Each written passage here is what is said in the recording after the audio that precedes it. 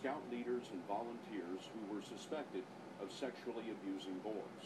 The Scouts kept the files to prevent molesters from returning to the organization, but often they did not share what they knew with police and prosecutors. The documents paint a picture of serial cover-ups to protect the name of the Boy Scouts of America. Because of a lawsuit, Oregon's Supreme Court ordered the documents released. They became public today, and Anna Werner has our story. The 1,200 documents cover incidents from 1965 to 1985. They describe actual or suspected sexual abuse by volunteers or troop leaders.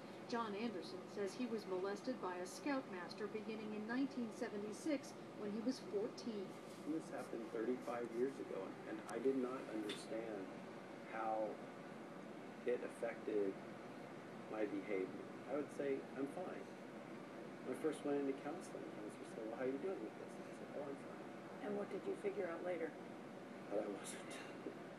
That I had all this guilt, that I felt that I was responsible. A 1965 file shows a Louisiana mother complained to a local sheriff that a scoutmaster had raped one of her sons and molested 2 others. The man confessed, but neither police nor the Scouts pursued the charges, according to the files, to save the name of scouting. The Boy Scouts of America now claims to have some of the best protection among youth groups in the country, with criminal background checks, training programs, and mandates to report actual or suspected abuse. Boy Scouts of America President Wayne Perry had this to say in an interview this week. The extent that we fell short of protecting a youth, and we did fall short in some instances, we're profoundly sorry. And our job is to protect every youth. It's not enough to say we did a great job most of the time. We have to be a great job all the time. Perry says the files are valuable because they're used to keep track of people who violated the Boy Scouts membership standards. The only purpose of these files is to keep people out, to keep them from re-entering Boy Scouts later on, and the files show that worked. But the files didn't always work. In 1966, an Indiana member of the Scouts was found guilty of sodomy and served 2 years in a reformatory. In 1978, he was let back into the Scouts on probationary status, where he was a member for 8 years.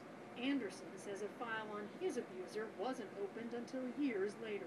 What does the release of these files mean to you? I think it shows that this country needs to do a better job of protecting its children. If we don't set up the protection for these kids, they're doomed.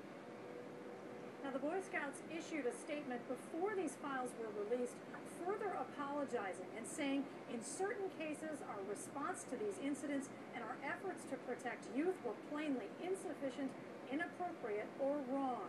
But Scott, since the files were kept secret for so long, in many of these cases, the statute of limitations has already run, and offenders cannot be charged with crimes. And it's worth noting that these days the Scouts have an Office of Youth Protection at headquarters.